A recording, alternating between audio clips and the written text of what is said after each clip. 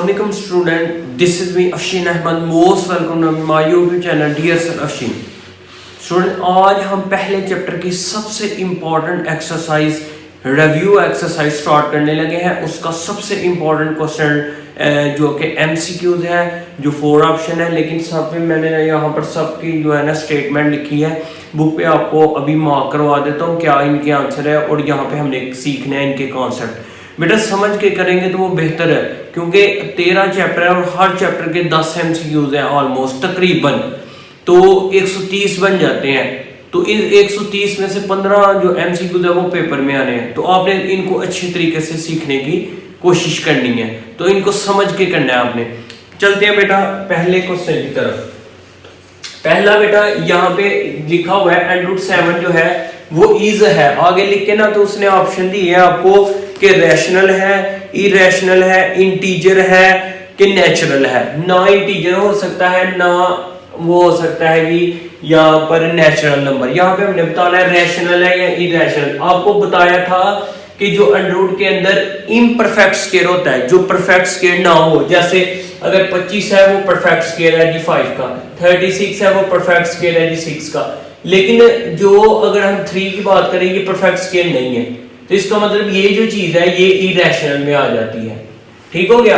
तो ये जो है इसका आंसर आ जाएगा जी इरेशनल नंबर। जो पहले के सवाल का जवाब है उसका जवाब जो आ जाता है वो आ जाएगा इरेशनल नंबर। पाई की आपको वैल्यू आपका आता है 3.1416, ऐसे अगेन चलती जाती है। ई की वैल्यू है 2.71। मैंने यानी कि एक्सरसाइज नंबर 1.1 का लेक्चर नंबर 1 रैशनल इरेशनल अच्छे तरीके से डिटेल से वहां पे ये दोनों है थे, ई और पाई भी। वहां पे मैंने आपको सिखाया था कि रैशनल इरेशनल क्या होता है। हाँ, ये चीज आपने याद रखनी है, चलते जाने वाले जो होते हैं ना नंबर, वो यानी कि जिनके हद नहीं पता होता है वो इरेशनल होते हैं। लेकिन जैसे ये चल रहा है ना नंबर, ये देखें ये 3 3 3 3 ऐसे बार बार आ रहा है, तो ये रिपीटिंग फैक्टर है। चलता तो जा रहा है लेकिन रिपीटिंग फैक्टर है, तो ये जो है इरेशनल नहीं होगा, ये रैशनल होगा। तो ये जो है ये भी हमारे पास आंसर जो है इरेशनल है। तो दूसरे का बेटा ऑप्शन आप लगा लें इरेशनल नंबर। अच्छा, तीसरा जी देखें n is not perfect square. ये जो है वो परफेक्ट स्केयर नहीं है। अभी मैं यही तो बात कर रहा था कि अगर रूट के अंदर कोई भी इम्परफेक्ट स्केयर, जो परफेक्ट स्केयर नहीं है, 8 इम्परफेक्ट स्केयर नहीं है, 11 परफेक्ट स्केयर नहीं है, जो मर्जी नंबर आ जाए, यानी 5 परफेक्ट स्केयर नहीं है, 3 परफेक्ट स्केयर नहीं है, तो ये सारे के सारे जो है ना इरेशनल कहलाएंगे। उसकी रीजन ये है कि ये अंदर कोई भी परफेक्ट स्केयर नहीं है। तो कहते हैं n जो है वो परफेक्ट स्केयर नहीं है, तो ये क्या होगा? तो ये इरेशनल होगा। ये भी तीसरे का भी जवाब बेटा इरेशनल नंबर है। अभी ये पूछ रहा है कि √3 और प्लस √5 जो है ये रैशनल है इरेशनल है क्या? तो मैंने अभी बताया, ये देखिए ये भी इरेशनल है, ठीक है, प्लस ये भी इरेशनल है, ठीक है। अगर आप इन दोनों को इकट्ठा कैलकुलेटर पे भी काट के लिखेंगे तो चलता जाएगा, आपको पता चल जाएगा। और नंबर भी बाहर चलता भी जाएगा और नंबर भी पॉइंट के बाद रिपीट नहीं होगा, यानी कभी कुछ आ जाएगा कभी कुछ, तो आपको पता चल जाएगा। ये जो है इसका भी जवाब क्या है? इरेशनल। पहले 4 जो थे वो इरेशनल ही वाले थे। कुछ 2 एमसीक्यूज मैंने देखा जो बुक के पीछे जो है ना उन्होंने गलत आंसर लगाया, वो भी आपने करेक्शन कर लेनी है। अच्छा, फॉर ऑल x बिलोंग करता है रियल को, ये दोनों चीजें बराबर हो तो कौन सी प्रॉपर्टी होती है बेटा? ये प्रॉपर्टी होती है रिफ्लेक्सिव प्रॉपर्टी। कौन सी प्रॉपर्टी होती है? Reflexive property. अच्छा, ये जो है इसके साथ ऑप्शन दिए थे उन्होंने ट्राइकोटोमी प्रॉपर्टी, वो भी नहीं था हो सकता। मल्टीप्लिकेटिव तो एडिटिव हो ही नहीं थी सकती, यहाँ तो ट्राइकोटोमी हो सकती थी। ट्राइकोटोमी भी आपको पता है कि एक दफा ग्रेटर देन होना चाहिए, फिर एक यही चीज लेस देन होनी चाहिए, और यही चीज बराबर हो तो ट्राइकोटोमी होती है। तो बाकी एडिटिव और मल्टीप्लिकेटिव तो हो नहीं था सकता, इस वजह से इसका जवाब जो है वो है रिफ्लेक्सिव। अच्छा, क्वेश्चन नंबर 6 की तरफ आ जाए। ये देखें a ग्रेटर है b से, अब b जो है वो फर्दर ग्रेटर है c से, फिर c फर्दर ग्रेटर है a से। ये जो चीज होती है ना, जो एक के दूसरे के ऊपर, दूसरा तीसरे के ऊपर, तीसरा पहले के ऊपर, इसको बोलते हैं ट्रांसिटिव प्रॉपर्टी। ट्रांसिटिव प्रॉपर्टी यानी कि ये जो है छठे का जो जवाब है वो है b वाला। ये आपने आंसर लगा लेने हैं। अच्छा, इस सवाल का भी आंसर मैंने देखा था, पीछे उन्होंने गलत लगाया हुआ था, उन्होंने बी लगाया, लेकिन इसका ए ऑप्शन था, मतलब ये वाले सवाल का। अब ये देखिए मैं आपको यहाँ पे सॉल्व करके दिखाता हूँ। 2 की पावर x है ना, जो 8 है आपको पता है कि वो 2 की पावर कितनी होती है, 8 का अगर एलसीएम ले तो 2 4 जा, फिर 2 को 2 2 जा, फिर 2 1 जा, यानी 2 की पावर 3 और साथ ऊपर x है तो x आ जाएगा, मल्टीप्लाई हो गया ऐसे है ना, तो बाहर x है तो 3x बन जाएगा इज इक्वल टू जी।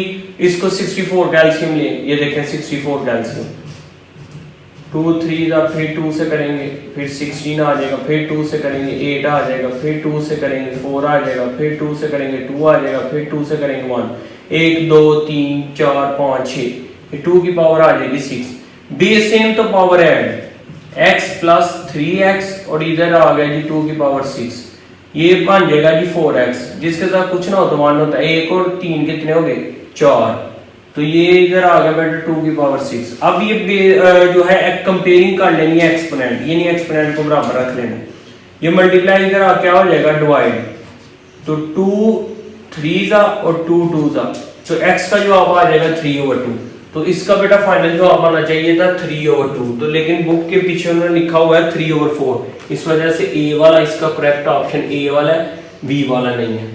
अच्छा इसका भी लेट ए बी जो है वो रियल को बिलोंग करता है। अब देखें ए बराबर है और बी ए के बराबर है, ए बी के बराबर हो दोबारा बी ए के बराबर हो, तो ये जो प्रॉपर्टी होती है जिसको बोलते हैं सिमेट्रिक प्रॉपर्टी, ये ऑप्शन है बेटा आपका बी वाला सिमेट्रिक, ये सिमेट्रिक प्रॉपर्टी होती है। अच्छा अब इसके अंदर आपने ना इसको सॉल्व करना है, यहाँ पे रैशनल रैशनल उसने पूछा नहीं है, इसको सॉल्व करना है। अब देखिए अगर हम 75 को कैलकुलेटर पे आप करेंगे ना साइंटिफिक कैलकुलेटर के ऊपर, पहले साइंटिफिक इसका एलसीएम ले तो कितना आता है, ये देखिए 3 2 जा 6 1 3 5 जा, फिर 5 5, तो इसका जो जवाब है वो जी आ रहा है जी, ये देखें अंडर 3 मल्टीप्लाई 5 मल्टीप्लाई 5, और अब ये इसका जो है वो आपको पता है 3 दफा 3 आ जाएगा, ये आप करके भी देख लें 27 3 9 जा, फिर 3 से होगा 3 3 जा और फिर 3 1 जा। अब ये देखें जिनका पेयर बन जाए वो बाहर आ जाता है ब्रैकेट से, क्योंकि उनका स्क्वायर बन जाता है, वो इसके रूट से कैंसिल हो जाता है। 503 जमा यहाँ पे भी एक पेयर बाहर आए, क्योंकि अंडर 2 है ना, तो बस पेयर एक ही देखना है, 3 नहीं देखने, एक 3 बाहर आ जाएगा। तब ये देखें ये भी अंडर 3 है, ये भी अंडर 3 है, इस वजह से इनके पहले वाले ऐड हो जाएंगे, 5 और 3 8, इसका जवाब आ जाएगा जी अंडर 3।